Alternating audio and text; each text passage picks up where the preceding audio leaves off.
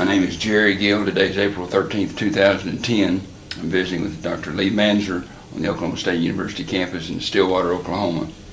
This interview is for the O State Storage Project, which is part of the Oklahoma Oral History Research Program.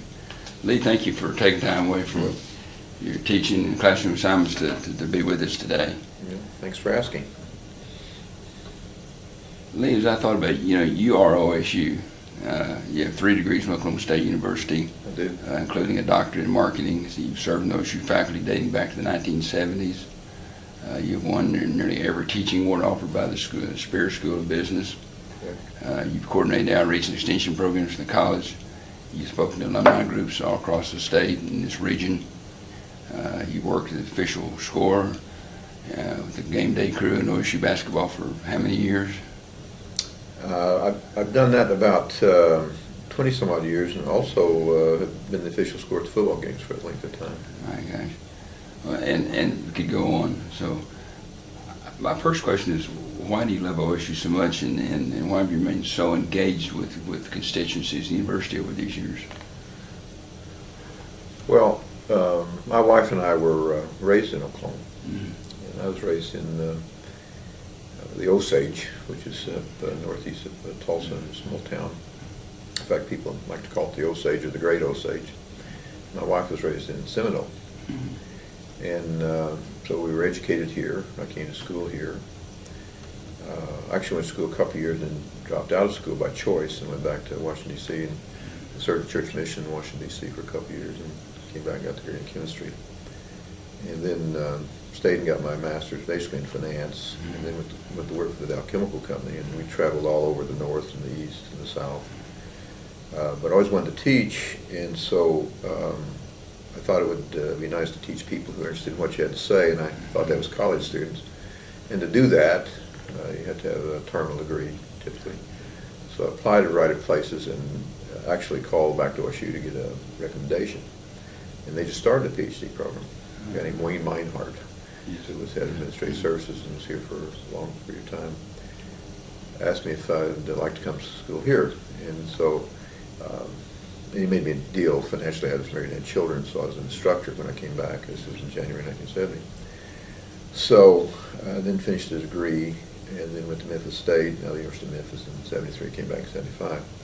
So in answer to your question, we have a long history with Oklahoma.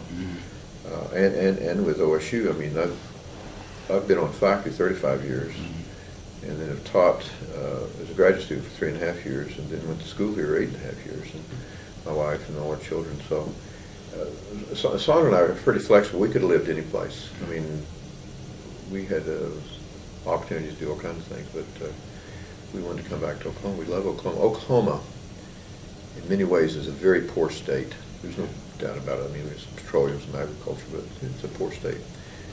But it's not poor in people. And almost anybody that I know, the vast majority of people I know that come here, will comment on the fact that how great the people are. They're just great people. So we have this natural love, and our folks are here. My folks are here, and my wife's folks are here. And so, but we love this state and want it to do well. And so. I guess it's because of our history and our background. In fact, what's interesting about it, our 3 children, all grown children, all live in Oklahoma with all our grandchildren. So it's our home. Talking about your family, could you kind of share a little bit about where you grew up? You said in the Osage, and a little bit about your family life. Well, my mother. When I was born, my mother was 43 years old, and my dad was 49 years old.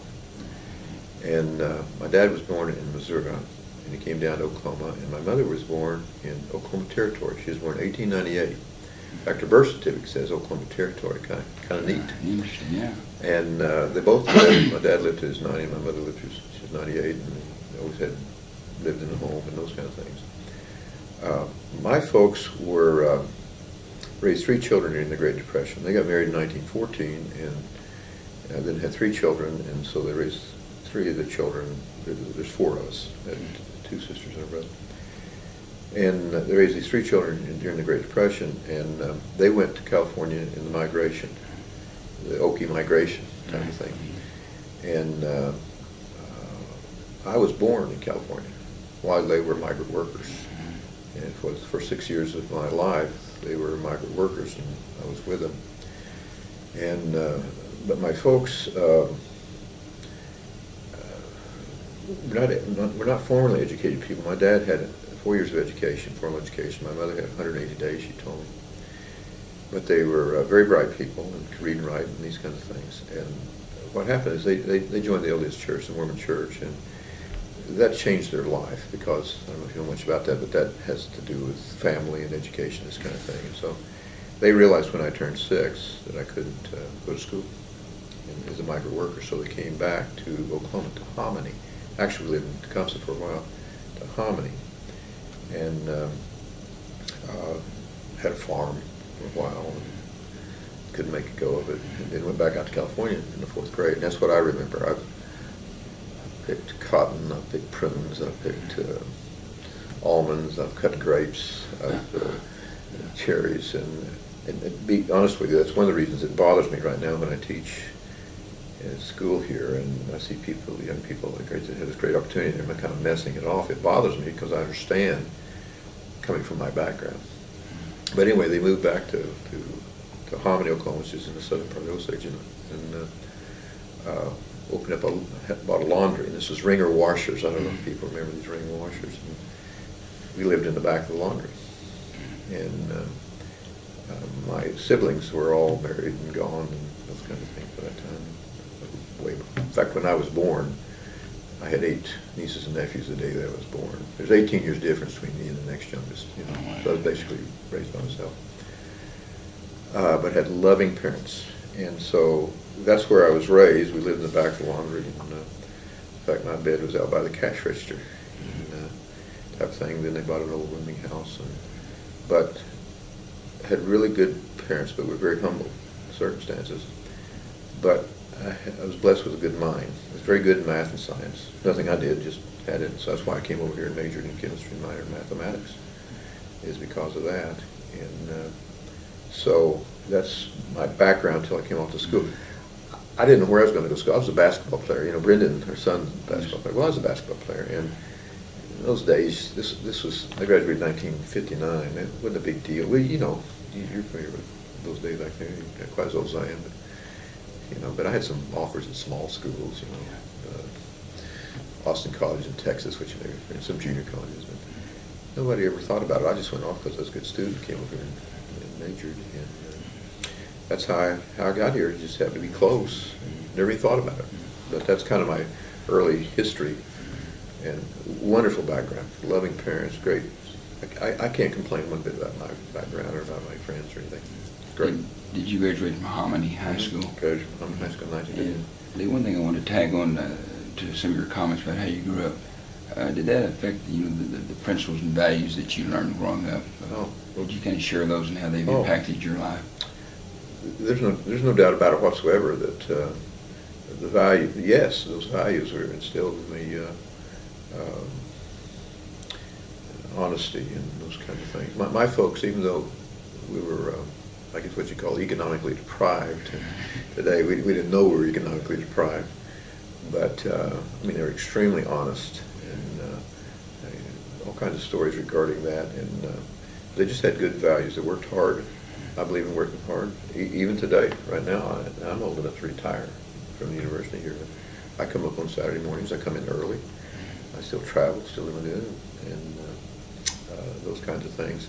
I believe in getting a dollar's work for a dollar's pay. And you obviously learned hard work. Yeah, learned hard work. I know how to do it, and it doesn't bother me. And we tried to instill that in our family. And I think a lot of people who came on faculty in my generation have backgrounds. Now, they may not have the same kind of background, but they had the same. When I came into this business of higher education, a lot of people, first-time generation type of college people, and so they all had that kind of thing. But I believe in, and everybody says they believe in it and whatnot, but we really try to do it, I think. Try to, anyway. Try to instill that in our children. Lee, were there other activities other than basketball you participated in the community and in the school? Well, sports and stuff like that. Whatever's in season. Yeah, and it was small schools. I graduated in 1959. It was 59 I was graduated, so 59 and 59. And but I was a good student, so I participated in those things. I was participated in plays and acting and things of this nature. Sounds bad if it's true. Almost every play we ever had, I played the lead, and those kinds of things. But I kind of had I was blessed with the ability to do those kind of things, I think. But small, how it is, small schools, you have those opportunities to do those things. What influenced you to enroll at Oklahoma State? It's almost just a fluke. I was thinking about I was going to play basketball someplace, and then decided not to do it. So in July, after I graduated, I had a friend that was over here in school and that had graduated from Mommy, and so I just drove over. He brought me over in those days, and I don't know, just enrolled. Those days you didn't even have to have the ACT. You didn't have to have anything. You just had a degree from high school and had decent grades, which I did. That was the salutatorian in our school, and just came over. What year was that? That's 59. 59. What was your first impressions of Oklahoma State as a student in the Stillwater community? I was really fortunate. Most students, when they come, they don't get involved in the community. But I was fortunate that I did get involved in the community. I met, and it's primarily through church, but I met some people who were active across campus. I was very active in church. Guys like Jay Murray, who you may know, the Murray family, and when I've been here, came the first time. They came in May of '59. I came in September '59. People like that, people that were involved in the community, and so I participated in the activities of cleaning the city and all these kinds. I just thought it was a wonderful place. It was quiet. It had about 12,000 students when I came. In fact, they just built the library. I hadn't been there too long, and people were complaining that they'd wasted money by making it too large, And the classroom building was fairly new, but I wasn't into college business at that time. I was in arts and science over on the other side, what they called in those days the chem physics building. But it was wonderful. I mean, gosh, I can't complain about it at all. And I got a scholarship, paid my tuition, and of course in those days tuition was $6 a credit hour, and books were $6 a piece, and there was no fees. In fact, you may recall, Allied Arts, they brought big name entertainment to Gallagher at that time. You didn't even have to pay. You just went. Kingston Trio, Carpenters, Smothers Brothers, Bob Hope, a couple of times. It was just a wonderful time. So you had a scholarship, basically paid your tuition, and did you hold part-time jobs as a student? No, I didn't. I'd saved some money to come, and done that, and then my folks, even though, like I said, humbly paid, it's really interesting, they sent me $100 a month. That's what I lived on, for $100 a month, and I paid your room and board and bought your gasoline, and it's different. Of course, minimum wage is $1.50 or $1.25 probably, but I cannot complain about my life. I can't complain about OSU. When we came, it was just a great place to be, and it was people were friendly. The community accepted me, and I accepted the community. It was great. Why chemistry? What attracted you to major in chemistry? Well, I had a natural aptitude for math and for the sciences. Nothing I did. I just had an aptitude for it. When I was in high school, I had a science teacher. His name's R.C. Cox, and this is a true story. This is how he influenced me. He kept talking about when he taught at Yale. The whole time when he taught at Yale during his years I was at school, and I thought, man, this guy knows something. And then late in my senior year, I found out that what he was talking about was Yale, Oklahoma. It wasn't Yale University. It was Yale, Oklahoma, which is just down the road here, But he influenced me. He influenced me greatly. And I don't know, it just seemed like the thing to do. Do you remember some professors or other administrators that influenced you? Well, in the chemistry, for sure. And one of them's still here teaching, K.D. Berlin. I don't know if you know Dr. Berlin, but I see him periodically. He was a fantastic instructor in organic chemistry. And Dr. Devlin, it was tough stuff, but I liked it very much. And it was really interesting. When I went 2 years, and then, like I said, I dropped out of school and went to church mission. And decided I didn't want to major in chemistry anymore when I came back. I wanted to interact with people. I didn't think chemists interacted with people. They do, but I didn't know. So what I did was, but I was doing really well in it, so I went ahead and got the degree, and that's how I got over to business, is I heard about the MBA degree, and so after I graduated in '65 with the chemistry degree, I went across campus to get the MBA. Lee, as an undergraduate, were you involved in any student organizations or activities? Not really. No, I don't think they emphasize it like they do today.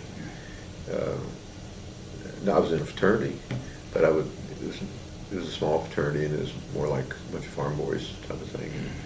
And it was a good experience, and I learned a lot there. Learned a lot about manners and things of that nature. But no, I wasn't American Chemical Society, but I just go to meetings. But no, not really. What fraternity were you in? Phi Kappa, which is still a small fraternity.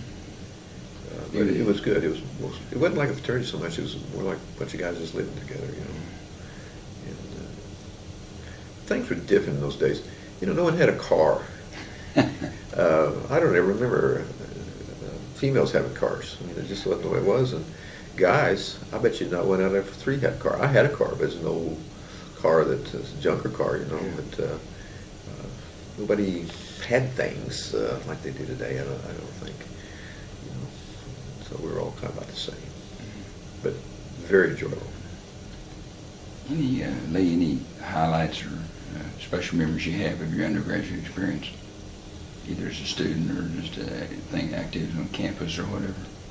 Well, I don't just general. I played intramural sports. Mm-hmm. I haven't thought this in years, but they used to have like all university basketball. I made won 5 all university basketball players, which I thought was kind of strange because the fraternity I was in is very small, and I don't recall us being very good, but I got a little deal, says I was, quote, the top 5 player. Well, it was all university, so.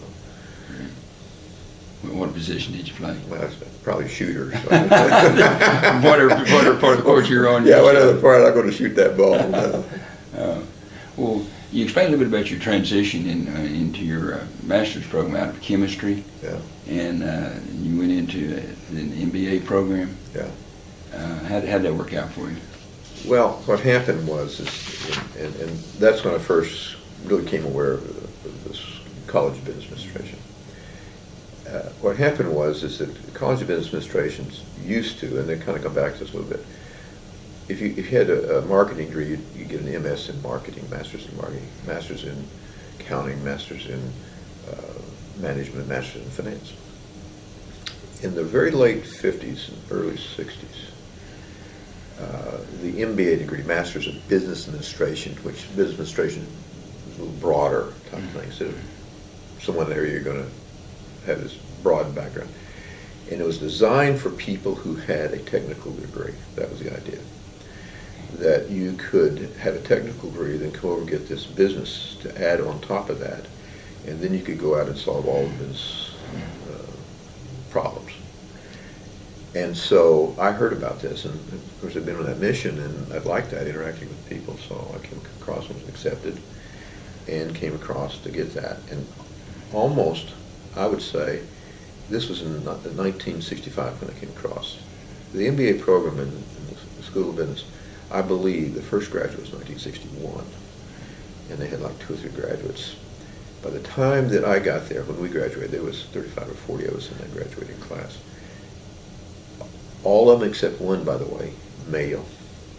One female. Talk about things that's changed. That's why it's changed. But there was one female. She went to work for the Daily Oklahoma as their head of their marketing research, and is still there. And so I came over, and it sounds bad, but it's the way engineers and technical people think. When I was in school, in those days, it wasn't exactly this way, but over on this side of the campus was where all the engineers and the physicists and the chemists were. Okay. And over on this campus, that's where all the business people were, sociology, English, or whatever, the soft sciences as opposed to the hard sciences. And we that were over here in the hard sciences knew why we were over there, and the rest of them were over here. And the reason we thought that, in fact, people still think this today if you're not careful, is that we were smarter because we could handle this. We could handle differential equations. We could handle this kind of thing. And these people could not handle it. And so that's why we were here and they were there. When I came over to get the MBA, the first, quote, business course I ever took was a junior level intermediate macro course. I didn't even take the basic courses. Just jumped right straight in. And it was just fascinating. I didn't realize that people studied the balance of payments, that they studied the gold standard. They studied transactions or motivation. And I discovered that what we thought over there was incorrect. It's just that this over here was different. It didn't mean we're any smarter or any better or anything. It's just different. And in some ways, more difficult because it's like nailing Jello to the wall sometimes. You know, here there's an answer. And it was just fascinating to me. I read some of this management stuff and whatnot. I mean, I was reading this not for maybe the first time in my life, not just to make a grade, but to really learn something. I mean, it was just amazing. And so the transition was quite easy for me. And in those days, you had to take 33 undergraduate courses, 33 hours, and then you took 33 graduate hours. And I did that in a year and 2 summers, and then graduated in summer of '66. I think you went in into industry. Yeah. After that, is that where you then worked with? Yeah. Well, what happened when I came back to school after my junior year, I got married, Sandra, and so I went my senior year, and then we got married in '64, and then went to graduate school. She worked on campus and for Wes Wyatt. Do you remember Wes Wyatt Insurance? That's who she worked for. And Mr. Insurance. Mr. Insurance, that's who she worked for. And I got a little assistantship. And so we graduated in '66 and went to work with Dow Chemical, which is the second largest chemical company in the world. And their headquarters is in Midland, Michigan, which is 2 hours north of Detroit. And I'll tell you how dumb I was. When I interviewed with them, they kept talking about their headquarters being in Midland. And I'm thinking, well, I'd like the Permian Basin in West Texas, you know, and end up 2 hours north of Detroit. I mean, that's how stupid I was. But we went up there, and I worked as a chemist for a while. I was fortunate to get, they hired me and said I could work in various areas. If I didn't like it, just let them know, and they'd transfer me to something else. It was just a pretty good deal. Worked as a chemist. I didn't like chemists. I worked more in research. I didn't like that. So I went in sales. Industrial sales, where you sold very technical products to the pulp and paper industry, and where you're solving people's problems. And we lived in Cleveland, Ohio, where our first child was born. And then we moved to Chattanooga, Tennessee, where I worked in the carpet industry, and Bud Saratine, big supporter of OSU, now deceased. I was in his carpet mills. In Cornett. Mm-hmm. Sure have. Dow had a facility there, and we provide latex, and one of the customers was Cornett, so I've been in that mill. Of course, didn't meet him, but this was there. Then we moved to New Jersey, across Cherry Hill, Morristown, across from Philadelphia, as far as industrial sales. And great experience, just wonderful experience. Great company. Had a child, you know, and the first child was born in Cleveland. And I can't complain one bit. But I always wanted to teach, as I said earlier, and that's when I had to talk my wife into it, because her life was pretty good and she didn't want to go back to poverty. But anyway, we came back to OSU in 1970, January 1970, as an instructor through Wayne Meinhardt, so I made more money. We lived in a little old house down kind of by Hillcrest Baptist Church on Washington Street, now destroyed for the proposed athletic village. And for 3.5 years, we lived there. Had another child, had a boy, Brendan, and then working on my doctorate during that time, 3.5 years.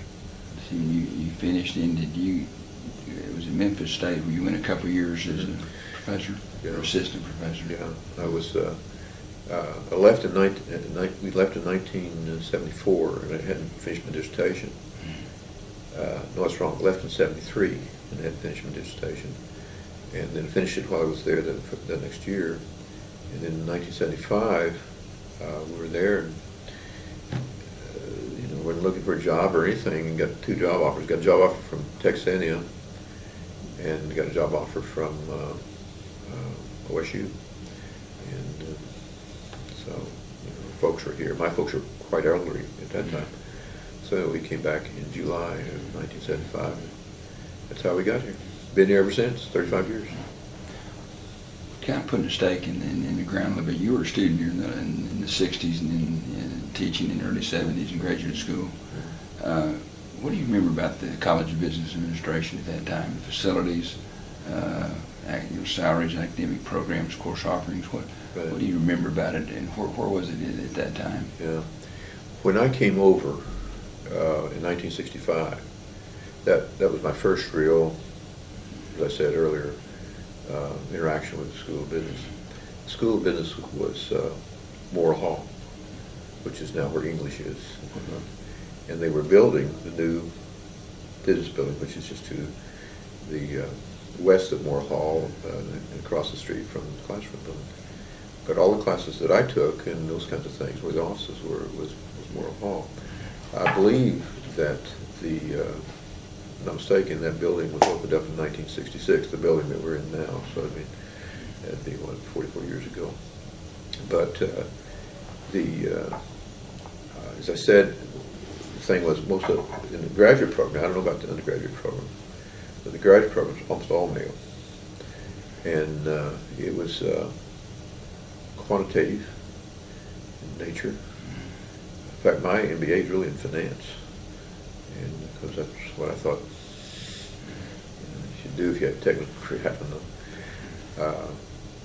The staff was small, faculty. There were no, the departments like marketing department had like 3 people in it, management had 3 or 4 people in it. Who were some of the key professors and administrators at that time? Do you remember? Of course, now I was there only a year, 65, 66, but Wayne Meinhardt was there, and Dick Poole was there, and Jack Wakel was there. He's now deceased. Didn't interact too much with the econ people, or from a finance standpoint, there's hardly anybody there that was there at that time. Of course, that's been 40 some odd years ago. So, but it was small. But even being small, the MBA program was pretty good size. The MBA program probably was 100, 120. I don't know about the undergraduate. How were the faculty, or not faculty, but academic programs different? I mean, what were they offering? They still had some business education courses at that time. Oh yeah, when I came back on faculty. When I came back on faculty, see, I left in 73 and I came back in 75. Now that's when I really got involved with everything in 75. And in those days, downstairs where you had the computer lab, these personal computers and whatnot, that was typewriters. They taught typing. They taught shorthand. They taught business education was taught in the School of Business, or the College of Business at that time. And the faculty, there was probably 4 or 5 people that were involved in this kind of thing. And when Sam Meyer became dean, I don't know exactly when he became dean, but it's probably 78, 79, Bob Sandmeyer, who was dean for a long year, and a great dean, by the way. He made a lot of changes, and one of the changes that he did, to be flat honest with you, he wanted to delete business education. He really thought what he wanted to do was take it and put it into education, because it was business, it was education. And I'm not sure what they did with it, but he basically said, we're not going to do that anymore. And at that time, mainframe computers were there, and here comes personal computers, and that's when it all changed. And the people that were in those disciplines either left or they went into communication or something of that nature. But that's one change that took place right about the time. And the other thing when Sam Meyer became dean really changed was he emphasized economic development, which is a big deal today. And they had this Center for Economic Development. He's the one. He was an economist by training, and he's the one that emphasized that thing. And it's a relatively big deal today.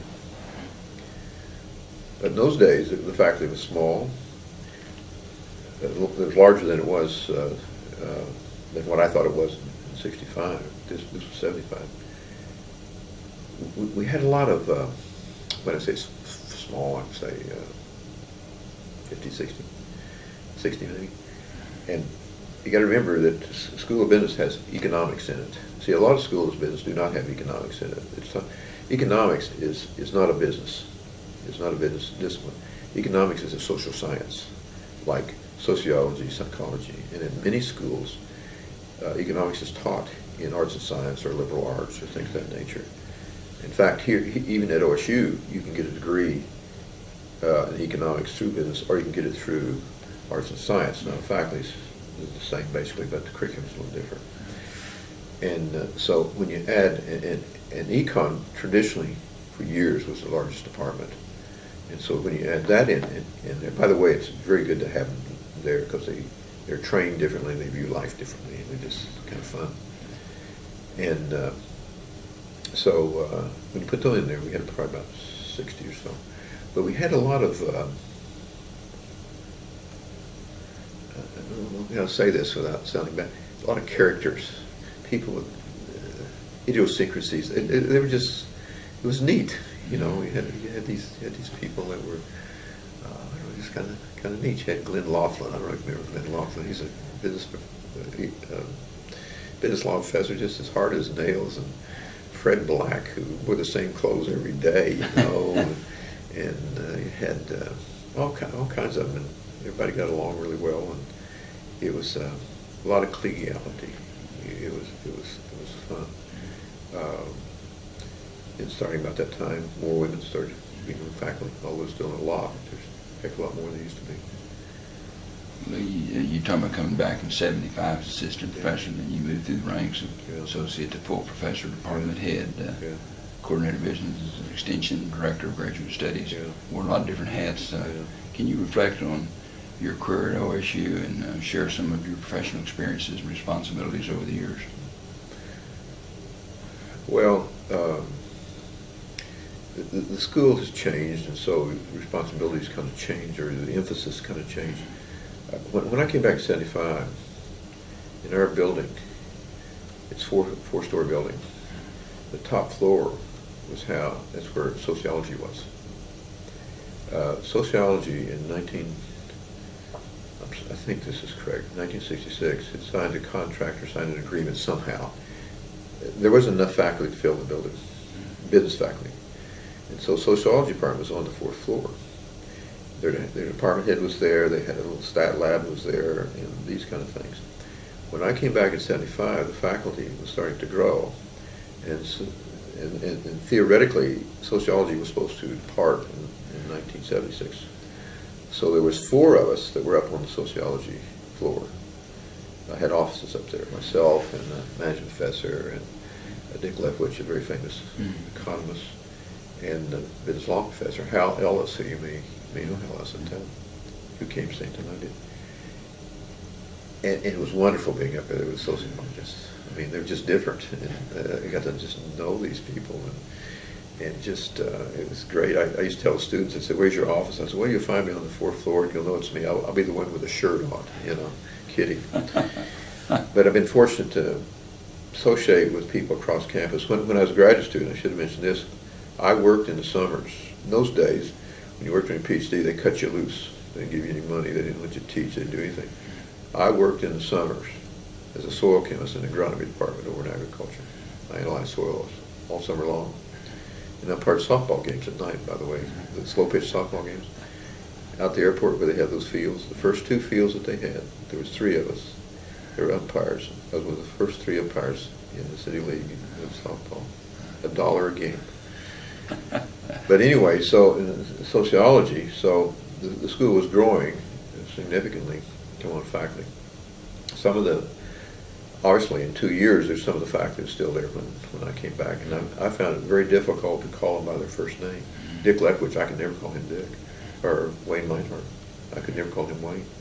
I just either called him nothing for 20 years after that. I mean, I just respected him so much, and that's why I got used to it. But when I came back, some of the things that had taken place is, one, females started flocking to the School of Business. Right now, my classes, over half of them are female, accounting particularly. And it's just broadened the scope of what we do. The School of Business grew significantly in size. And one of the reasons was popular, but because females started coming into it. At one time, the School of Business had over something like 5,300 students. That's a lot of students.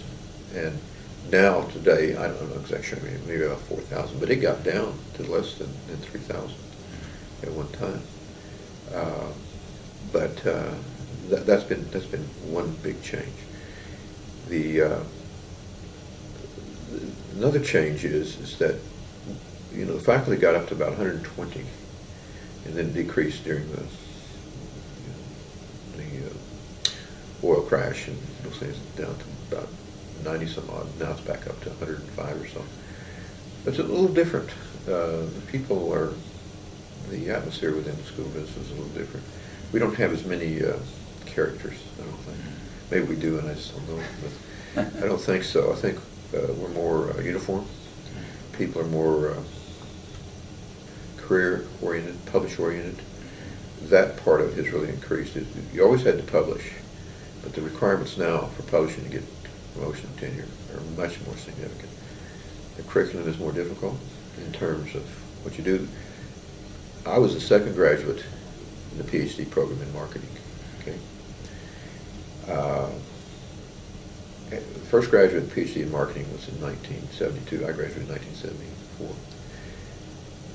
And the second one, so it went along for a long time. There'd be one graduate here and now. Now we're graduating 3 or 4. And those people, their education is so much better than what my education was. It's just amazing, especially in terms of computers, in terms of staff, which is a large part of it anymore. So that's when things take place. I think that some of the departments have just made tremendous strides. You're talking about Andy Anderson. I mean, he took accounting to be one of the top 5 undergraduates accounting programs in the nation. There was no doubt about it whatsoever. And Andy was, in my opinion, was primarily responsible for that. And he had some good people. But I learned a long time ago, if you have somebody who has real vision and leadership, has real vision, and they're enthusiastic and they're fair and whatnot, you can take people a long way. Andy's a good example of that. But the department of marketing is, I think by any measure, is one of the top, 30, 40. There's 600 of these in the nation. Accounting's still very strong. The other department's strong. Now have different departments. Entrepreneurship. I mean, they've done more. Entrepreneurship's done more in 1 year than any department I've ever seen. A lot of it had to do with Mitch Malone's ponying up all that money. But the guy that's in charge of that, he's a doer. So those changes have taken place. Student-wise, I've had over 23,000 students, undergraduate students. And I don't know anybody ever in history, maybe there is somebody, I don't know, in the history of this university has had more students than me, where I have been the sole responsibility for them. I know that they used to have large sections, and they'd go out and the graduate students have study sections or something like that, but where I'm personally responsible for them, I don't know anybody that's had any anymore. So I've had tremendous interaction with students. People are always asking me, well, are students any different than they were some time ago? And I said, well, in many ways they're just the same. I mean, they're wonderful to be around. Yeah. Let me ask you about but there are that. some differences. You've actually won, I noticed from your resume, you've won numerous teaching Right. in advisory awards, and I'm not saying that to blow smoke, just you have over the years. What is it about teaching and students that you enjoy so much? Well,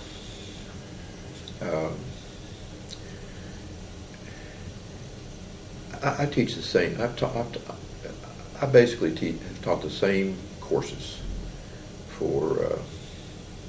Started teaching in 1970, so I guess that'd be 4 years, right? Counting board minutes. I've had people ask me, "Well, doesn't it get boring to you?" And I said, "No. And they say, why not? And I said, well, because it's new to them. Mm-hmm. And that's the thing, is, and I've been really lucky. You know how it is. If you do something and people reasonably enjoy it and they give you that positive feedback and stuff, and when you see somebody that's succeeded and all this kind of stuff, it's just neat to be around. I even find the students that are a pain in the cans, and there are some students in the can. They're fun to be around. Somebody asked me one time, says, when you retire, you're going to go to Florida, Arizona, or someplace like that. And I said, why would I go where there's old people? I'm not doing that. I'm staying right here. How I got to be a college professor, I have no idea. I didn't even know there were college professors. But it's neat. You're around them. Most of them, not all of them, think you're halfway neat. You don't have to pay their tuition. I mean, it doesn't get any better than that. and I get a lot of feedback, and you know, and I found something about students. I've always said this about my philosophy of teaching.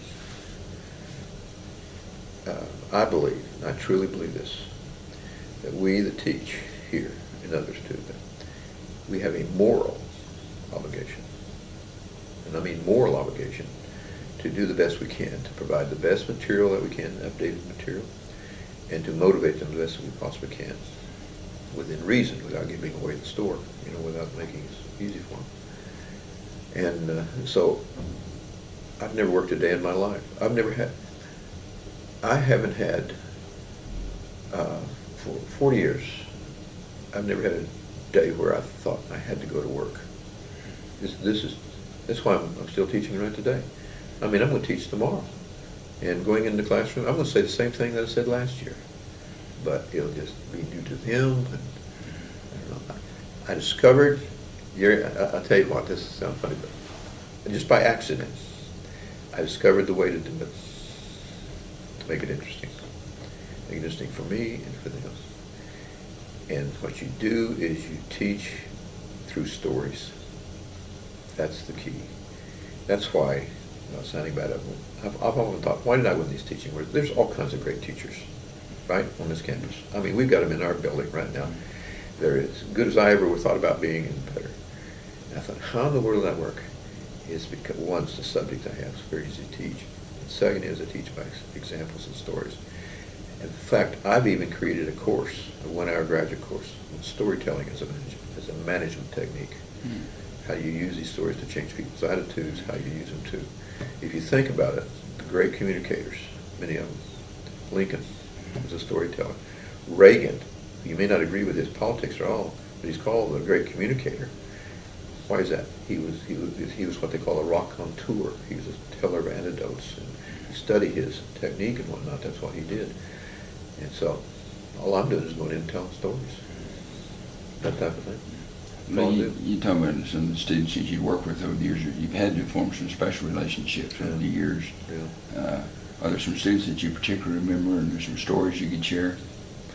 Well, I've had a lot of, you know, I've been really fortunate. I can't remember 6 or 8 of the students that I have advised won the outstanding graduate of the university over the years. Remember when they used to do that? It was Alumni Association. Alumni Association. Would give one male, one female outstanding graduate. Correct.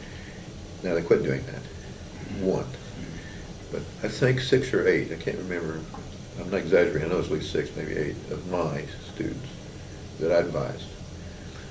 And it wasn't anything I did, it's the fact that the students were drawn, those type of students were drawn to this particular discipline, and whatever the case may be.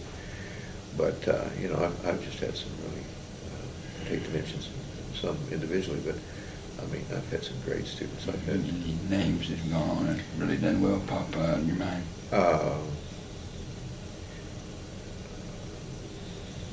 Andrew Altendorf was his advisor. He's done extremely well in Tulsa. Good supporter, sends all his kids. In fact, Altendorf's from, where were they from? From like OOHRP or somewhere. They sent kids here by the hundreds, and he's continued to do that and very successful. Gina Lynn Smith, who was Miss OSU, Miss Oklahoma, and in many ways the best student I've ever had, is very successful in, I can't remember, it's a motel chain, whatnot. She's number 2 or whatever in that particular kind of thing. had students that have gone on to a student that's the president of the company, and Ron Gardner's the president of the company in Chattanooga, Tennessee. There's just all kinds of, you know, when you have 23,000, you're going to have some, but there's just, I don't know. But you know what, I'll tell you a change is taking place, and I just didn't agree with this one at all. It used to be the faculty would advise students. When I first came here, I had about 30, and I knew them well and everything. And then it got to where that 30 was no longer 30, it was 70 or 80. A lot of faculty didn't like that. They thought it took away from what their research and whatnot. So here about, I don't know how many years ago, maybe 7, 8 years ago, college made a decision to hire staff to do all of the advising, and students don't do it. So I no longer have any close relationships that way, because I'm not teaching capstone courses. So recruiters used to call, and I could say, oh, I got 3 or 4 that fit what you do. Now they call and say, I don't know. So that's one of the things I think has been bad. But that's just me. Now everybody else, most of them thought, no, this is good because I don't have to do this. Another thing that jumps out in your career is, at least as I look over it, is your years as a coordinator of business extension, and indeed throughout your career, you've reached out beyond the university campus. You work with business communities, state and local governments. Can you talk about some of the college outreach programs and your participation in these activities? Now that's one of the big changes that has occurred. It used to be that we did, you know, OSU is a land-grant institution, right? And so we take that land-grant thing, and where that really is in agriculture. You know, they have their own separate, agricultural extension has their own budget and these kind of things. Well, the other colleges also had part of this idea, this outreach. But the School of Business really didn't do much. It's more like economic development would do a few things. How I got back to OSU was a guy named Bob Ham, who I'm sure you probably know Bob. Bob became director of extension, and Bob was very good at vision type of things. Now, he wasn't very good at detail, but he had as his assistant Jim Romas, who's extremely good at detail. And how I got back to OSU is that Bob Ham wanted me to come back and work in this outreach thing. He wanted to expand what they did, and he thought that I could do that. And so when I came back here, I had a split appointment, had a tenure track position in marketing, but also had a staff time in this business extension, this outreach stuff. That's how I got involved in it. Okay. I did that for a couple of years, and then went straight into the department. But then I started doing these outreach programs, making presentations. Started with banks on service, but I got to where I liked it, and so I would go all over the state talking to Rotary clubs, talking to alumni groups, you know, when you were there, and did all these kind of things. And I was doing this to gain experience. And so I've done this for 30 years, and it has just expanded. That office, now called the Center for Executive and Professional Development. I never was the director of it. What I did is I directed some of the programs within that office. But Dr. Weathers, Julie Weathers, is just fantastic. And so I've just been involved in it forever. I make 50 to 60 presentations a year someplace. I just got back from Las Vegas making a presentation. Next week I go to Denver.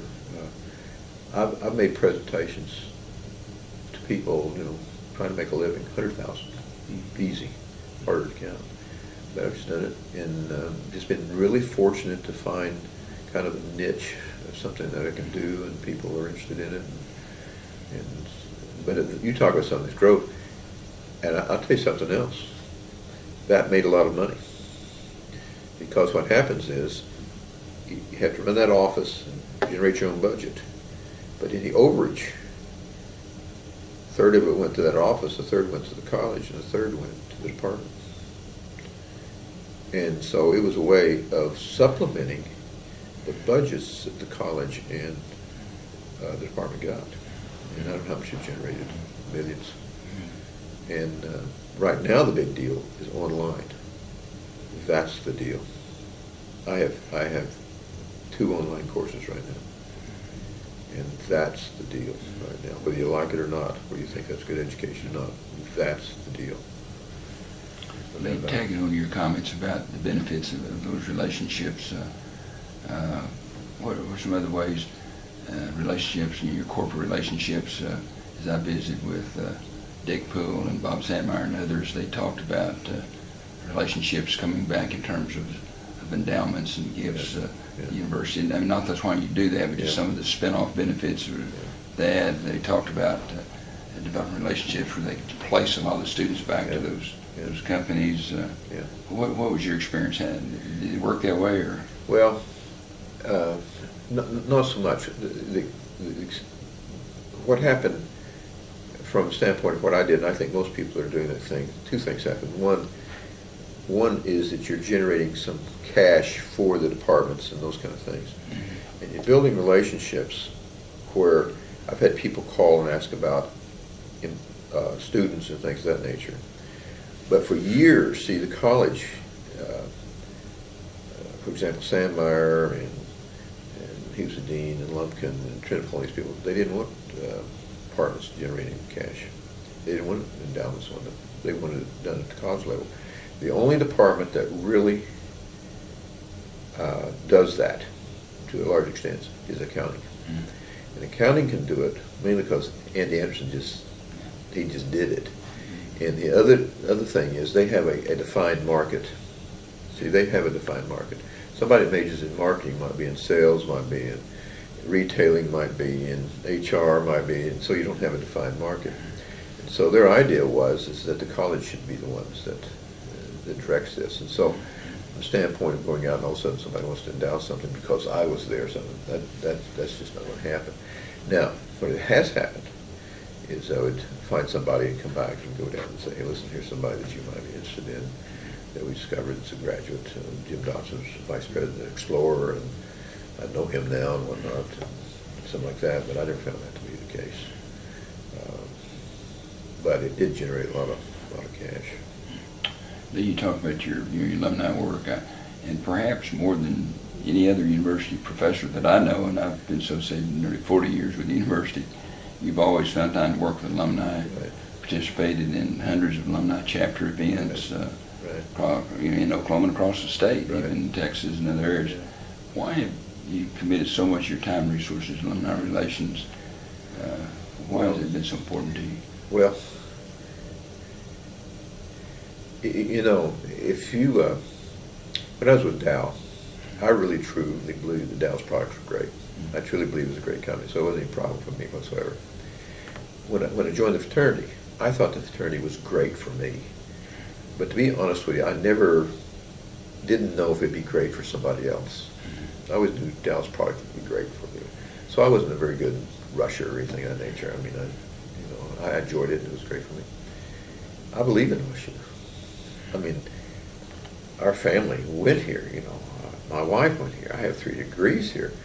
Our daughter graduated from here. Our son, her husband, has 2 degrees. His undergrad and master's in mechanical engineering. He's a vice president over John Zink, does extremely well. Our son, went to school here. We played basketball here. He works for OSU right now, doing TV and ESPN and these kind of things. Our other daughter, has her degree here, has 2 degrees here, has a marketing degree. Our son has a marketing degree. Our daughter has a marketing degree and a master's in healthcare administration. Other than our religion, relationship with our Lord and our family, OSU is our life. I mean, you can identify with this, I think. It's our life. And so we believe in it. And so we want it to be successful. That's one of the reasons we're here in Oklahoma, is we want Oklahoma to be successful. And if we can do something to help it, great. And if we can help the university be successful, great. And I'm not talking about somebody, I learned a long time ago, whatever your priorities are, you can do it. People say, well, I don't have time. I don't have time to work out. You know what I believe? I don't believe that. They don't make time to work out. If it were a priority, they would work out. I guarantee you, if they get ill, guess what they will do? They'll work out, right? They'll find that time. Well, you find the time for OSU. Major part of our life. How, from your perspective as a faculty member, which is usually a different perspective, say, than other positions, but as a faculty member, how important are alumni relations to the college, to the university? I'm sorry, I didn't understand the How question. important, from your perspective as a faculty member, which is a bit different than most faculty members, your perspective on the importance of alumni relations Faculty? to the faculty and to the university and the college? Here's what I think. and see, this is what made me think that the college made a big mistake, in my opinion, this is my opinion, about keeping faculty from advising. You think back on it, your college days, you don't remember what you learned in humanities, but you may remember the instructor, and you particularly mean an instructor if you had some out-of-class interaction with that instructor. Okay? That's what you do. You think back at those particular kind of things. How are you going to do that unless faculty are willing to do that? Now, you can do it at a master's level, and you can do it at a PhD level because you're working one-on-one and you're doing these kind of things. But the undergraduate level, how are they going to do that? They've got to have... We did some focus groups on what made a good instructor, okay? And with students. And it was really interesting that they all said things that I would say, entertaining, whatever the case would be. But what was really interesting about it was the relationship they had outside. If the instructor made themselves available to the student, it was those things that cemented the bond. And so I think as these people think, they're thinking about maybe some instructor they have when they give back, not all of them, but Joe Jadlow in our department and Joe Fowler, they have an endowed scholarship with them. And their name, it was some guy that's the two people that he remembered when he was here at OSU. That happens all the time.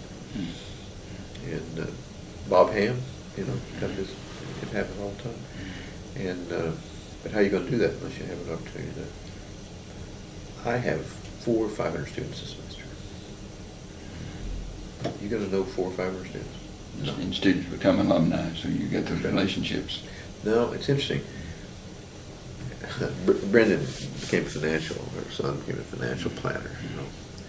He does this stuff for ESPN and he's on TV and all this stuff, but his real job is to be a financial planner. When he first started out, those guys starved to death, so they're always looking for somebody, right? He came to me one time and he says, "Dad, you know a lot of people," thinking and I said, "No, Brendan, a lot of people know me. In other words, when I'm in a class of 400, I don't really know them, but they know me." And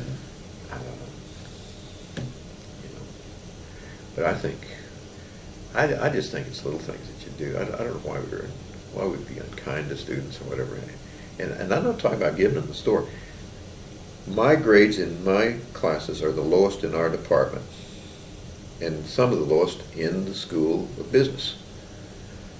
And that includes courses you think might be harder than marketing. I'm talking about accounting or whatever the case may be. They're just lower. I believe in holding standards and doing it, but you can still develop relationships, and they'll still do it if you're fair and they think you're working hard. That's my philosophy anyway. And so, but it's critical. I don't know. Lee, I'm sure that, and I think you indicated even earlier in our conversation that you might have had some opportunities to go other places during your career. Yeah. What's kept you at OSU all these years? You probably touched on some of that earlier, but well, one is we have a lot of people from prestigious universities come here on faculty. Okay, at least I'm talking about our department, in our school too, but I think our department. And their goal is to come and just stay a while and go off to someplace that's a bigger deal. Most of them come and stay. A good example is John Moore. John Moore could be at a lot of schools. He's a nationally known scholar. He's an eclectic guy. He does all kinds of things. I mean, he won that #1 researcher in the university thing. I'm not sure what that thing is. The School of Business, he won that. Nobody in the School of Business wins that. I mean, that's over in sciences or, they're not going to win it in the School of Business. It's just not going to happen. Well, he did. So he's that quality of guy.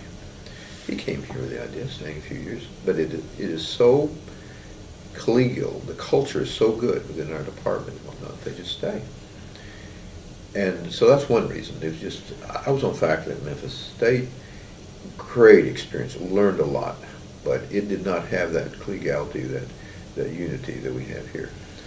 And the other reason, to be quite honest with you, is, my folks were elderly, and Saunders' folks were elderly, and they were 80 miles and 60 miles away, and I indicated earlier, family's a gigantic big deal to us. My dad passed away, my mother's over there. I go over and see her quite easily, about twice a month. I call her every day, that kind of thing. So a lot of it had to do with personal. Lee, throughout your 40-plus year career, really at OSU, you've had an opportunity to really understand and to get a feel for the ethos, if you will, of the College of Business Administration. What do you think's been its core values and principles over the years? You've alluded to some things are changing, but looking across the last 3 decades or so, what have been the values and strengths of it? Well, I think the real strength has been this, the culture within it, it's all-inclusive type of thing. You take somebody like me, and you mentioned a while ago, I think, my career path has been different than most of the people in the school. I mean, where I have been successful, it's not been, I had to publish and do those things to get tenure and to get promoted to professor and those kind of things, but my real emphasis has been outside. And been fortunate to do that in teaching, not just teaching, but it's going to sound bad, but teaching at a certain level. Okay, I think that is, at one time, that was valued more than it is valued now. At all times, publishing was always the number one thing, and anybody that gets in this business must understand that. I understood that. That's why I've never given much credence to somebody that gets in, they're a good teacher, and they wonder why they don't get promoted and whatnot. Well, everybody knows the rules of the game. If you don't like the rules of the game, why are you in the game? So I've always understood that, and I'm for that, by the way. But I think, as I said, maybe I've already said this, but I don't think that somebody like myself, I was a department head and promoted to us, I don't think that somebody like myself that took this career path where you're outside doing things with the community and those kind of things could reach the level that where I was fortunate to reach it. It's changed. There's much more emphasis on the research, and so what happens when you do that is in my opinion, there's not as much collegiality. There's more, I mean, people are putting their nose to the grindstone, doing so, shutting their door, working at it instead of leaving the door open, those kind of things. Now, that is a very positive thing. Our department, for example, next spring of late spring of 2011 is going to hold the AMA Doctoral Consortium here. This is normally held at Big Ten schools, maybe private schools, Harvard, whatever the case may be. Boy, she's going to do this. Well, how do we get that? Well, one, we're willing to pony up some money, but they're going to, AMA is going to, American Marketing Association is AMA. But how do we get it here? Because of the quality of the faculty that we have in terms of research. We had never gotten that 10 years ago, 20 years ago, whatever the case may be. But you pay a price for doing that. You don't have as much diversity in your faculty as you had before. But having said that, depends on what your goals are, right? And that's our goal.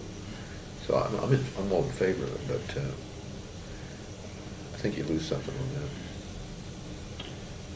Lee, in your opinion, what are some of the keys to continued success of the college moving forward? I mean, after you probably have a good feel for what the landscape is going forward.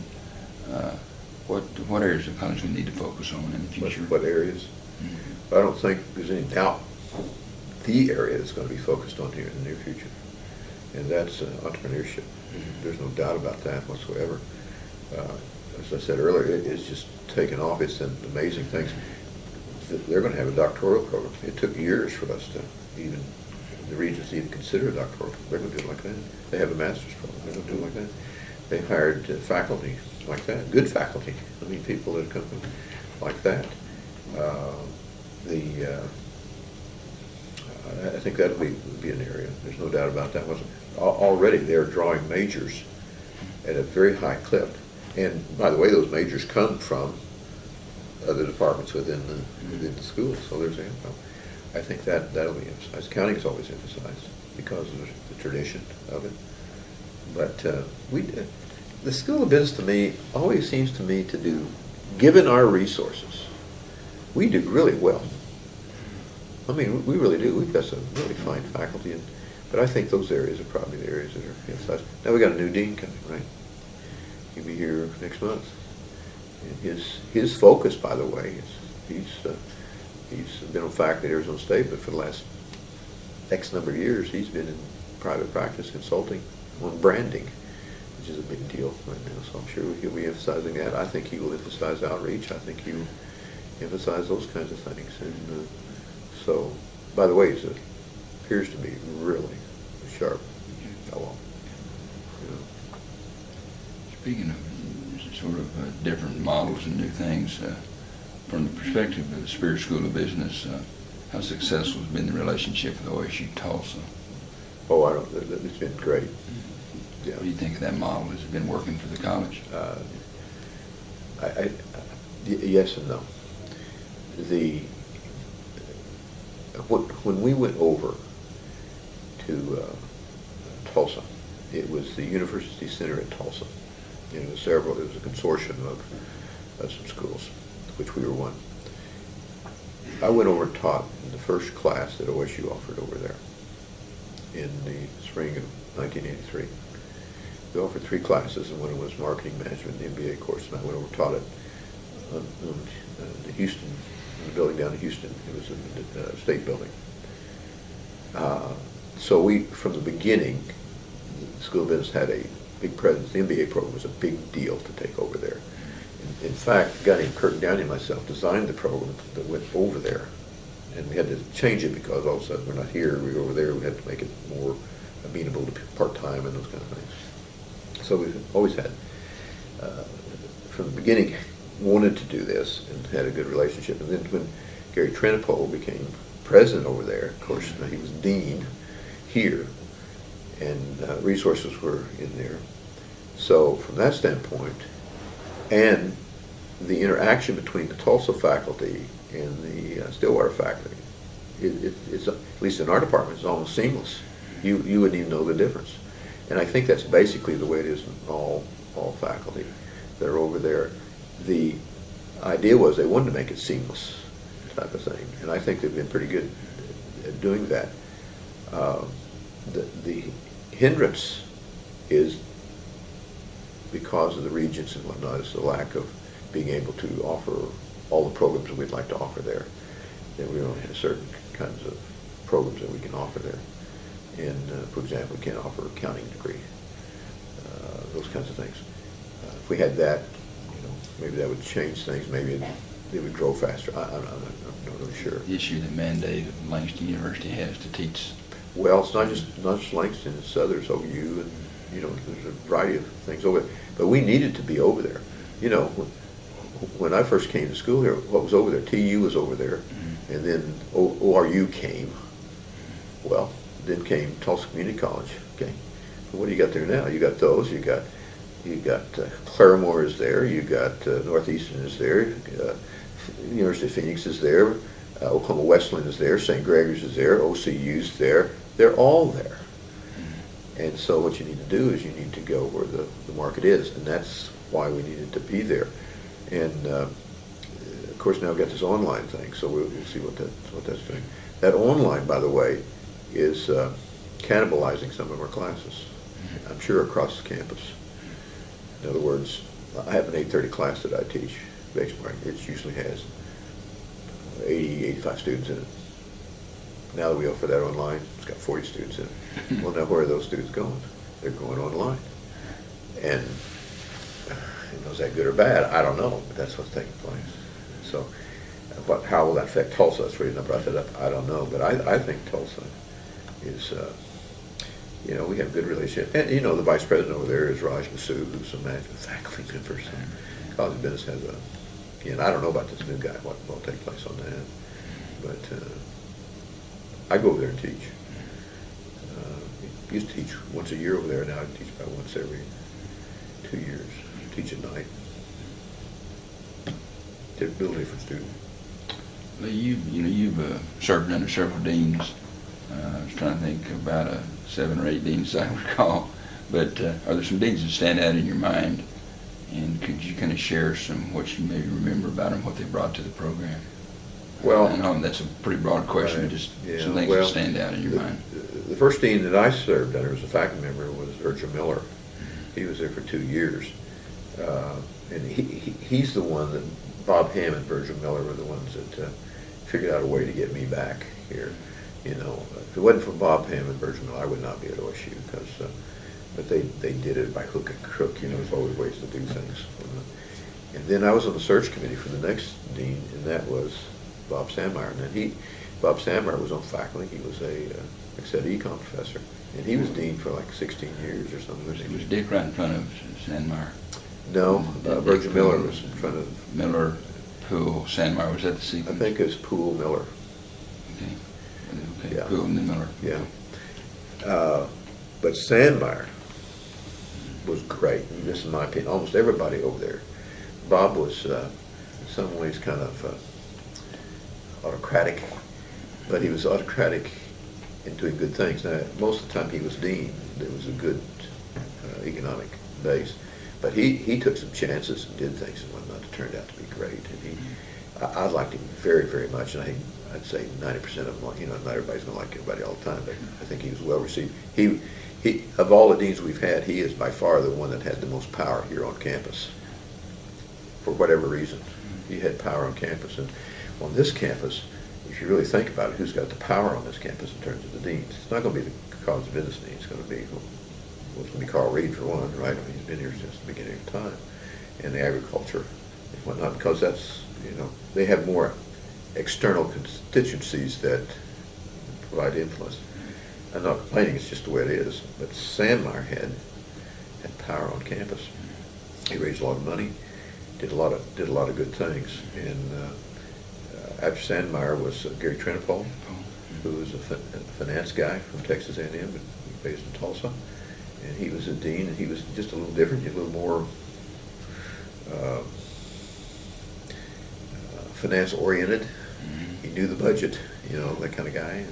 But did a good job. Then after him came Lumpkin, and Lumpkin was controversial. He was there 4 or 5 years. He was kind of autocratic and kind of.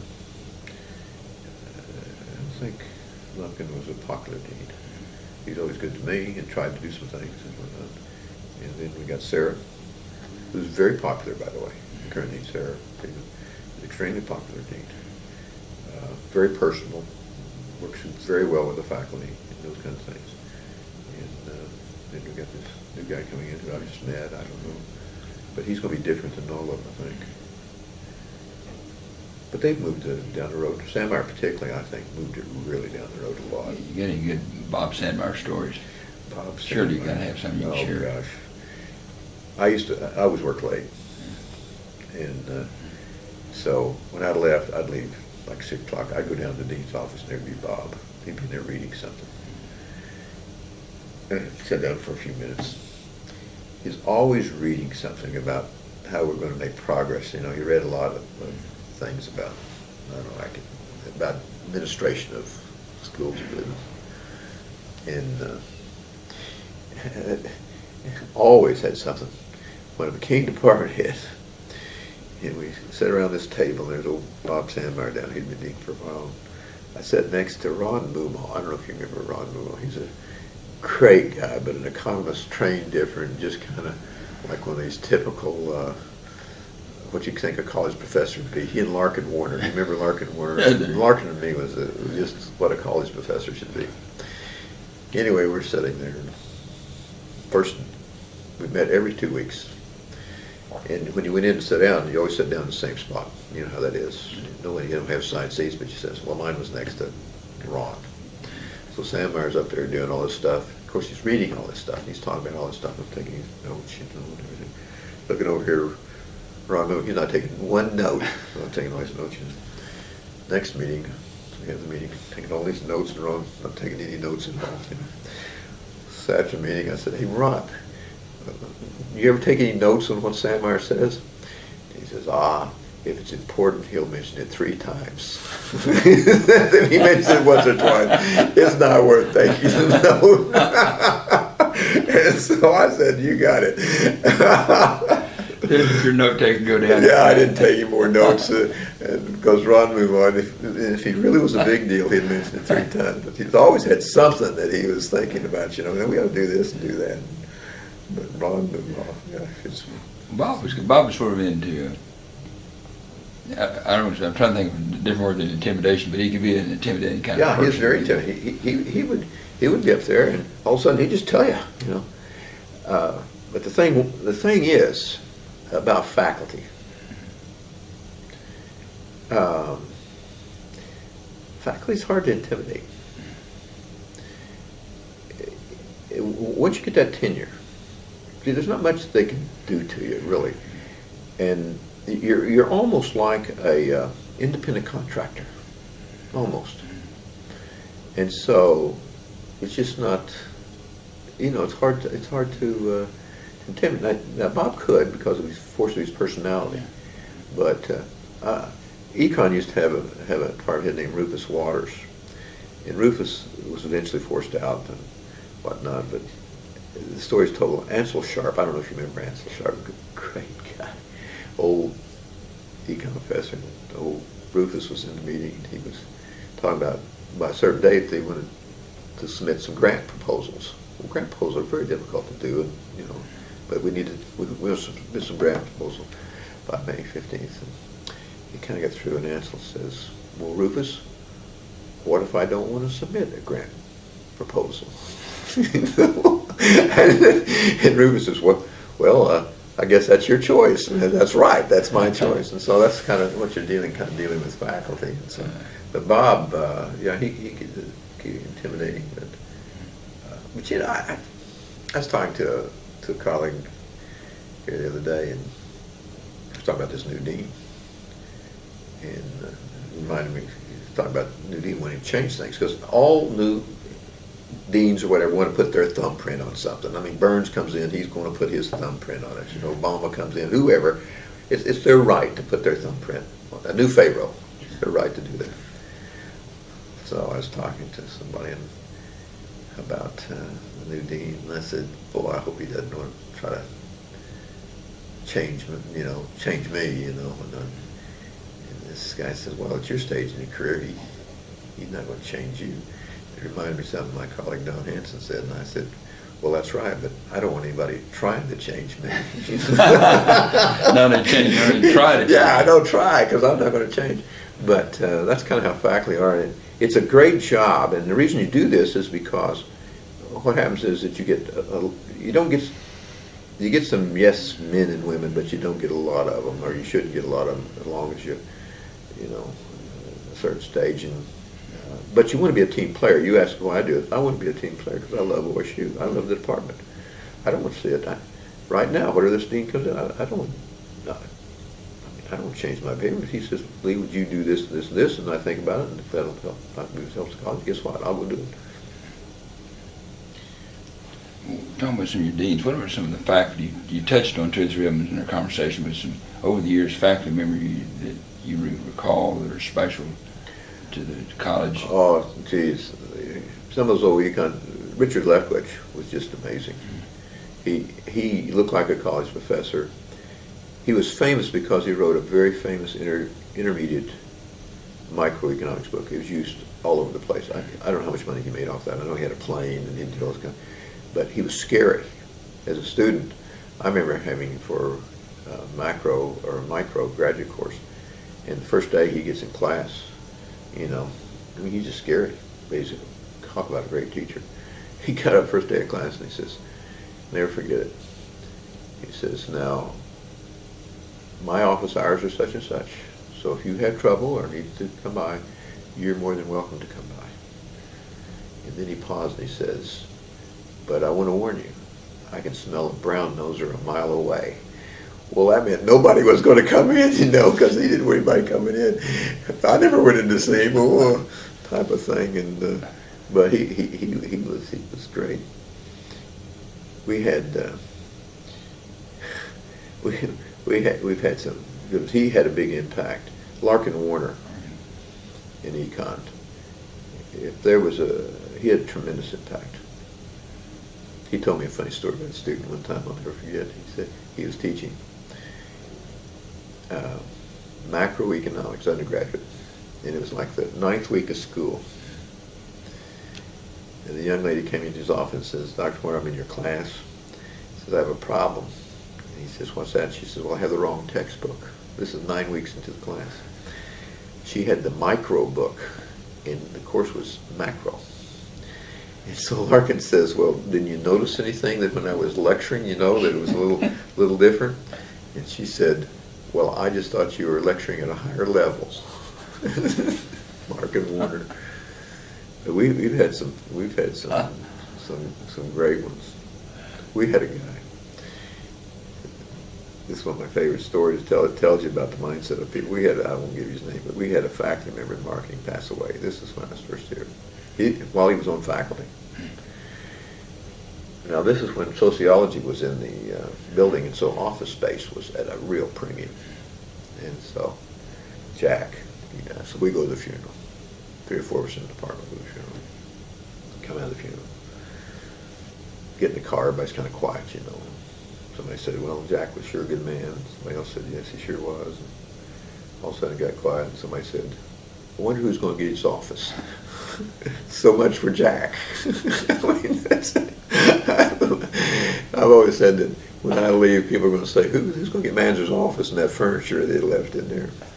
Well, you can have it.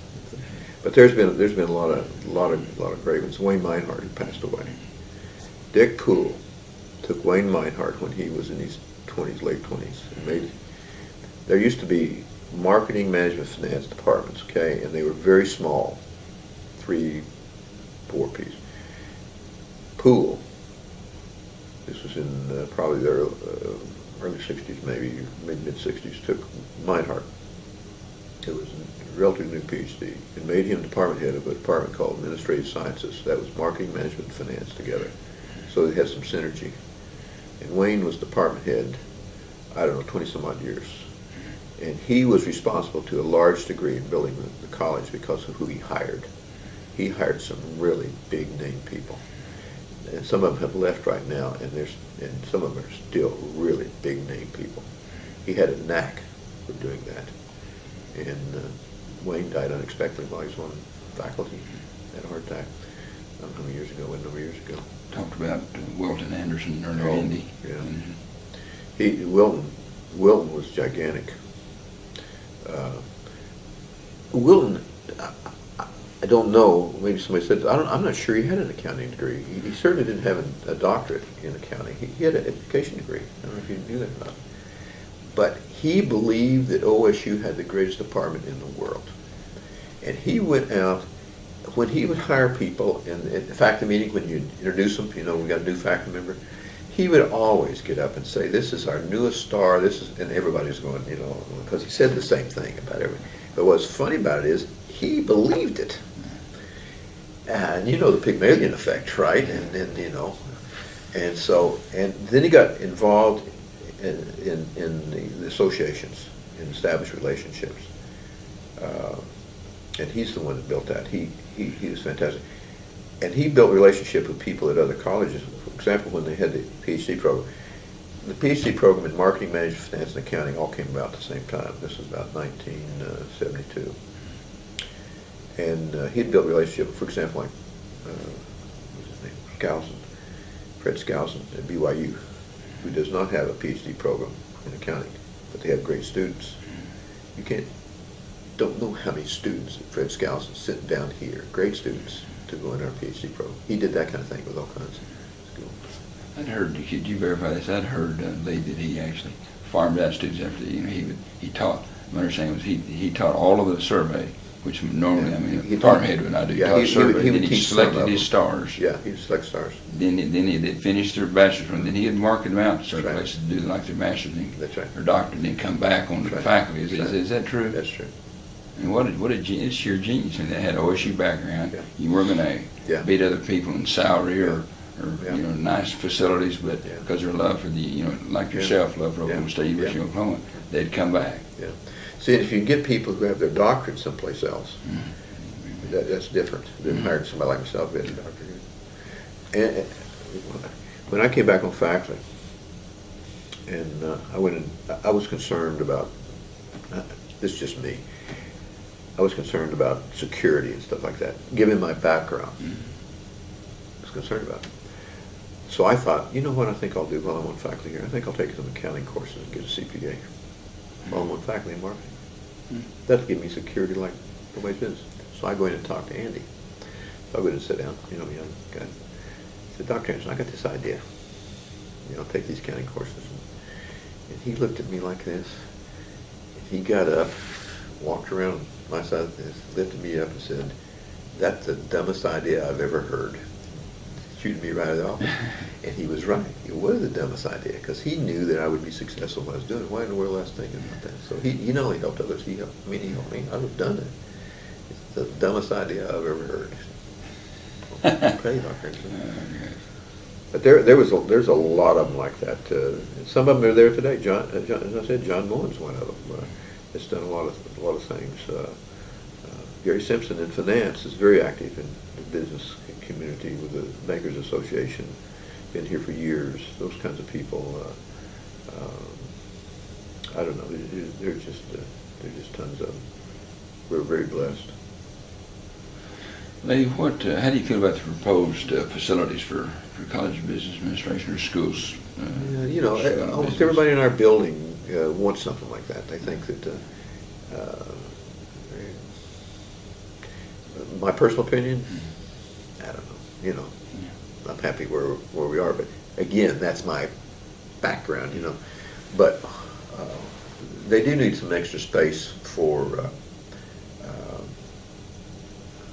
We have classes where you can do casework and things of that nature, and I think if we had a building, that would help the recruiting of students. Kind of like athletic things, you could have it. You build, they will come type of thing. I think in doing that, raising that kind of money. See, I don't think you're going to get any money from the state for the School of Business. That's not true with other buildings around, if you think about it. I think the administration in the past has thought, well, School of Business can raise their money because of who they are, the School of Business. Well, maybe not. But I'm all for it. My career is. That's for the young guys to figure out what to do. Well, picking up on that, how important is the branding success campaign at the university? How do you feel about that? Here's what I think about this. One of the problems with OSU, now this is just my personal opinion, I've been around forever, and I'd be wrong, you may disagree with this. One of the problems with OSU has been we have never, in my opinion, taken advantage of our strengths. We have never consistently had a program to do that. We have piecemealed it. You got this college, you got this style over here, you got this college over here, you got this college over here. For years, we didn't even have a color, the correct, whatever the color was. Remember that? We didn't even have a color. We didn't have a logo. We didn't have this. You cannot brand an organization. You cannot get an identity unless you have some sort of consistency. That's the major thing. Whatever it is, you have to have consistency. And the other thing that we have, now this is just me, at OSU, is we got to quit thinking about other institutions. We got to think about our institution, what we are capable of doing. OSU has so many. This probably sounds bad, but I think of the faculty that we have here, there's probably not very many that knows across campus as well as I do. Okay? Now that's just, I don't know if that's true. But I mean, my colleagues, most of them, some of them do, but they don't know anybody in ag, they don't know anybody over in HS, they don't know anybody in engineering, they don't know anybody. I do, and have worked with them. And we have so many great, wonderful people here. We just need the right vision, the right way to do it. We've never taken advantage of it. Some of our competitors have done that. They're much better at it than we are, in my opinion. So I think this idea, this branding thing, is correct. But you've got to do certain things. You've got to put cash into it and whatnot. I think this new dean, that's his thing. He could really be of value in doing this. I mean, there's things we do. Well, stammering here, but I think it's good. But talk is cheap, right? If they're talking about branding, really branding it, it's like Coca-Cola. You know what the brand equity of Coca-Cola is? You know the brand, the name Coca-Cola. You know what it's worth? $63 billion. Just the name Coca-Cola. That's called branding. You say Coca-Cola, people know that. It's the #1 brand in the world. It's estimated to be worth $63 billion. You got Stan Clark over here. That's what I'm talking about, branding. The story's told that, what was that, 35 years ago they started over here, he and Steve File, and they hired, I can't remember exactly the story, but anyway, they hired a cousin or something to draw this Eskimo Joe and his dog Buffy. Paid $35, I think, for that. Okay? What do you think it's worth today? Branding. That brand name is everywhere. It's worth millions. That's what branding is. And so when what you want to do is branding is to say OSU, boom, it comes to mind what it is. This is the image we have. This is what we have. And it's not just raising $1 billion. I guess $1 billion will help do that. But that's what this new dean does, is it's not raising the money, although we'll have to raise it, is the branding of it. Anyway, I'm all in favor of it. I think it's good. How do you feel about President Hargis and his leadership and his vision for the university? He's one of your alums. Yeah, he is. College, Yeah, he's a counting major, right? and he's got an academic appointment over in legal studies. That's where his academic appointment is. It's not in accounting, but in that one. You know, what has he been here, 2 years? I don't know. I do know this, he has tremendous skills. And I think when I'm out in the public and whatnot, the image that he projects is very, very positive. And he's, the people that know him, not everybody knows him, not everybody, but the people that know him are very positive about him. I think the faculty is still reserved about him, and a lot of that has to do with things like the vet medicine thing and some of the other things that are taking place. Running a university is different than running a corporation. Doesn't mean you couldn't have a business model or whatnot, but you've got all these independent contractors out here. You know, you're in a business and somebody does something, you got more hammer on them. You don't have much hammer on them. Well, Rufus, what if I don't want to submit because I'm not doing it. I really don't know him. I've met him, and boy, he's got a lot of skills, and I think he's got some good ideas. And this branding thing, I think, is a great idea, and I wish him the best. We can help him. We'll be glad to do it. Kind of turn and finish down maybe here 3 or 4 questions on a personal note. Do you mind sharing how important your religious faith has been in your life and in your relationships, and that's influenced those? Yeah. Well, you know, I indicated in 1934 in Oklahoma here, my folks joined the oldest church, Church of Jesus Christ of Latter-day Saints, commonly known as the Mormons. And my mother took to that like a duck to water. I mean, it was important to her. When we moved back to Hominy, and I was 10 years old, we had a little bitty branch. There's about maybe in the area of maybe 30 members. You know, not going to have a lot of members, right? And I'd say 15 of them my relatives. You know, that kind of thing. We met in storefronts and whatever.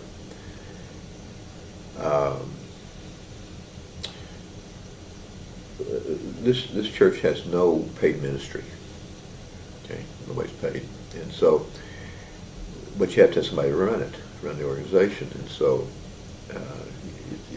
people are called to do that, and you do that, and the members participate. I started giving talks in church when I was 12 years old, and so I was steeped in that. I went on a mission when I was 20 years old, went back to Washington, D.C. Folks paid for it. You don't get paid. And I came back and married a young lady, and we've raised our 3 children in the church and been very, very active. I've held all kinds of positions. The head of the congregation is called the bishop. I was bishop for 5 years. I've been other kinds of things. So from an organization standpoint, it's been very important. We've raised our children with that. It emphasizes, as all Christian religions do, it emphasizes the relationship with the, Jesus Christ, which I certainly espouse. I try to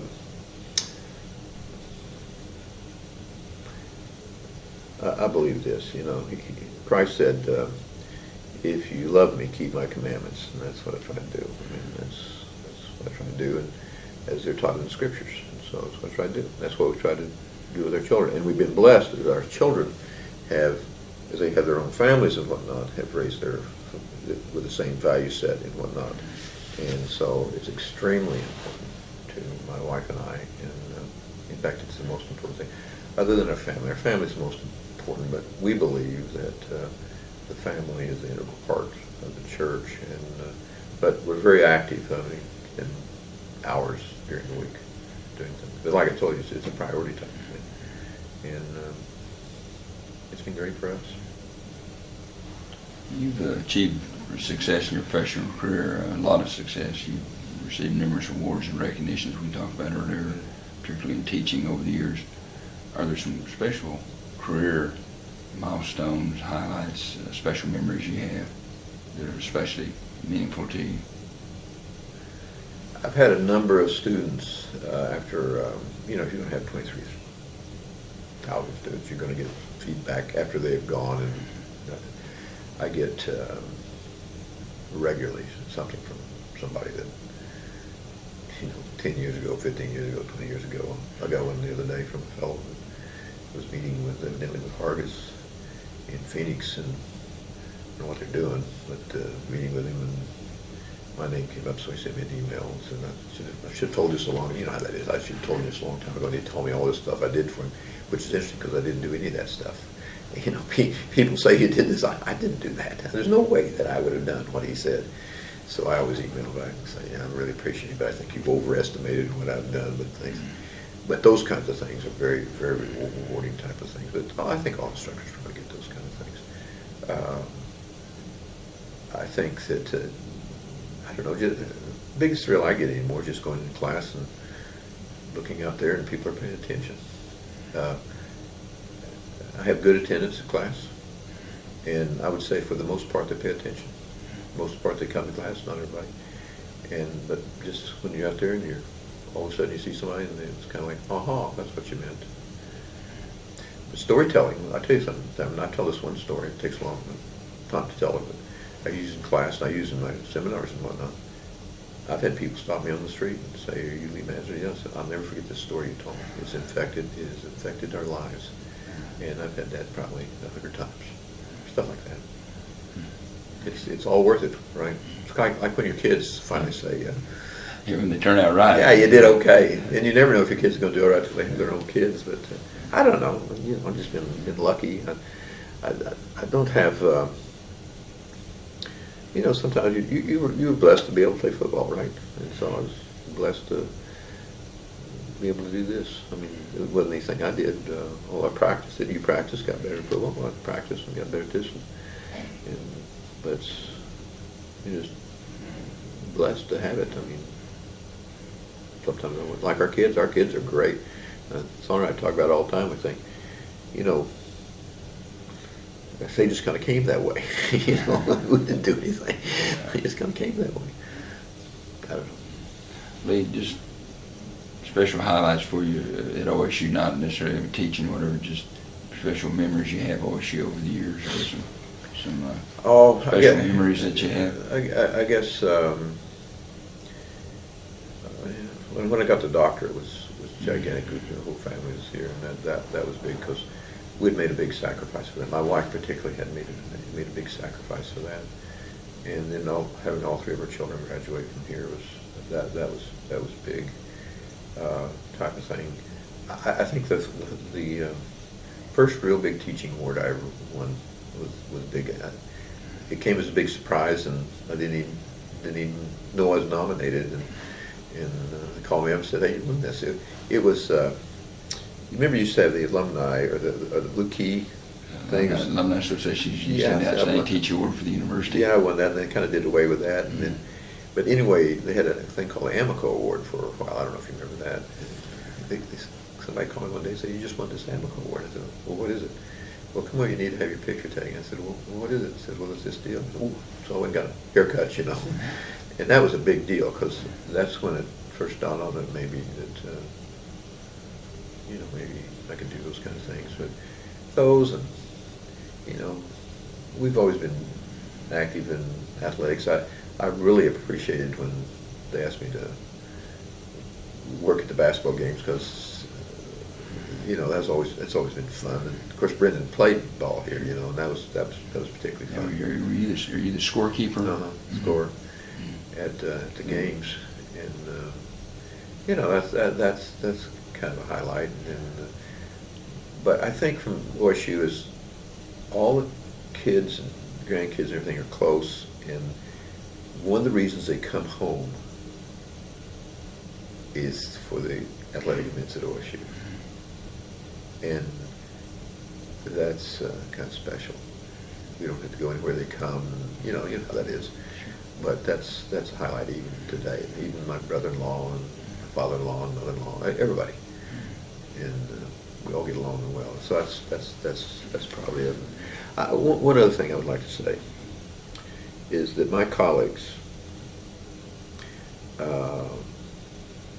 even though I've taken this career path kind of this way, which is non-traditional a little bit, they have been so supportive of what I've done. That's a big highlight. Let me close with a couple of questions. One is, and I know these may be a little embarrassing, but think about it. What if you have a legacy? What do you think that legacy is? I was coming back from Eden the other day, and I drove down through Waukomis, came over on 51, is that 51? Yeah. And I passed by a country cemetery. And for the first time ever, I looked over that country cemetery. And I thought, wait a minute, that's going to be me. Right? It was like this realization that I'm not going to live forever. You may die sometime. Yeah, I may die sometime. I'm going to be in that cold ground. And I got to think about how did I want to be remembered. And, everybody wants, I like to be remembered as a good husband and a great father. Connor and I have been married 45 years. Excuse me. And this sounds bad, but I don't know anybody, I'm sure there are plenty, but I don't know anybody's got a better marriage. So I get along extremely well. We got our health, got enough money. The kids come home, they don't ask for money. I mean, life is good. I like to be remembered as that. And I'd like to be remembered as someone who said if they're going to do something, that they would do it. So to me, that's what has to do a lot with integrity, and or if you're not going to do it, then you let them know why you can't do it. That's very important to me. My folks are that way, and that's the way I am. So I'd like to be known as a person at the university. I guess that was really your question. I guess I'd like to, I don't know, as somebody who really cared about the students. I really care. And Jerry, I'm one of hard. I mean, in class, I'm sarcastic. I'm there. I'm one of hard. But I'd like for them to be remembered somebody who cared about students, because I do. Here's something I do in class. If we try to make it fun, but I'm on them hard. And if somebody gives a bad answer, class, early in the semester, I'll say to them, you know what? With an answer like that, you might as well get ready to say, what size, madam, because you're going to be selling shoes. Now, they understand that I'm not talking about that. I'm talking about getting your act together. Now, if you want to sell shoes, that's okay. There's nothing wrong with that. So I'll do this in the early semester. A number of times I'll just say, you're going to be selling shoes. You're going to sell things that get better. After a while, when somebody gives a bad answer, I mean just an asinine answer, I'll look at the class like this, and the class will say, what size, madam?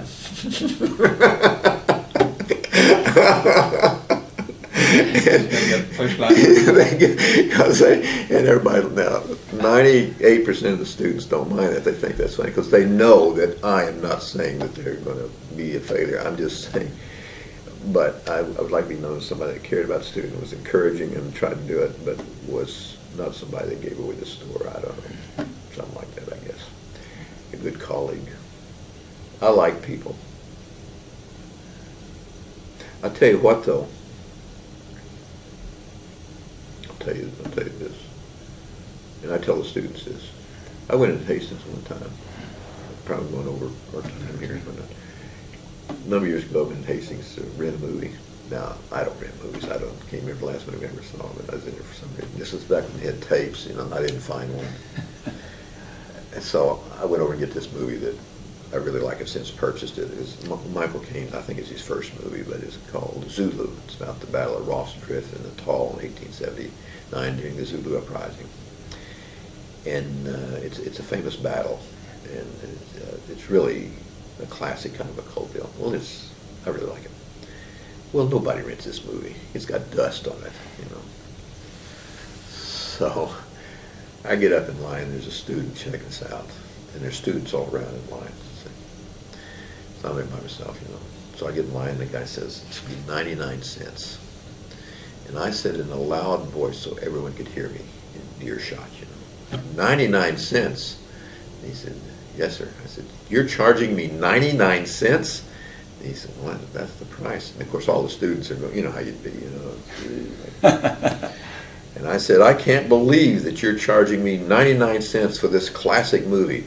I demand to pay more. So I tell the students this, and I say, now that gives them something to talk about. They can go and say, this old guy, geezer, whatnot. I said, but here's what's interesting. Here's a lesson to learn from that. You see, I don't mind if they think that I'm a doddering old fool. Because you see, I know that I am not a doddering old fool. You see, I might be old, but I'm not doddering, nor am I a fool. And once that you understand your capabilities, and once you understand and have confidence in yourself, then you can reach whatever potential that you want. And I said, that's what we want to do in this class. So when I say you're selling shoes, I'm not saying you're selling shoes. What I'm saying is that you have this potential. And what you need to do is understand that. And what you do, these others won't affect you. That kind of thing. I'd like to be known as somebody that cares about students like that. I don't know. What have we missed? Anything about yourself at college you'd like to talk about? Anything we failed to ask or bring up? No. You did say something about what about OSU? What was the great things or something? I'll tell you that. I should have mentioned this. When I came back from that church mission, first day of class, I went to class. Went over to student union. Thing was packed in between classes. We used to play bridge in there. I don't know if you remember when they played bridge. I played bridge, fifth floor of the student union. Yeah, well, they were playing on the first floor, where I used to play. It was the first floor. But anyway, I got in there, and this place was packed. Anyway, no place to sit, and there was some people that I kind of knew, and I got a chair, and they were sitting there, and I sat down, and I sat down right next to Sauter. She had just transferred from East Central to here. And we became friends, and then later we married. And that is the most significant thing that's ever happened at OSU. Serendipity. Yeah, it was right there. And like I said, we've been married these 45 years. And I don't have any complaints whatsoever. We've had very little trouble, but that's the greatest thing that's ever happened to me at OSU. Appreciate it. Yes.